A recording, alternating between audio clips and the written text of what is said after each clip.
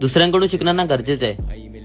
सर्व चुका स्वतःच करत राहिलो ना तर मी चुकाच करत राहील. दुसऱ्यांना दाखवू नको तू काय करतोय, बस करत राहा आणि अचानक खेळून जा. आज आहे माझ्या ब्रेपचा डे 25. Body weight 62.7. डे 1 ला बस एक चांगली फिजिक, हाच गोल होता. मग वेट गेन केलं, मग नंतर ना ही एक आवड बनली. 24 तासांचं जीवन ना स्ट्रेसफुल वाटलं, पण हे जिमचे 2 तास खूप काय वाटायला लागले. आवडीला पॅशन बनवून वाटलं नव्हतं, पण ती बनली. पहिलं काहीच नव्हतं, पण आता कोणी बोलतो प्रतीक मस्त करतोय किंवा भाव टिप्स सांग, अरे कसं मारायचं, हे सर्व ना एक वेगळंच फील करतं. जिमने मला एक वेगळीच ओळख दिली. पण हे एका दिवसाचं काम नाही.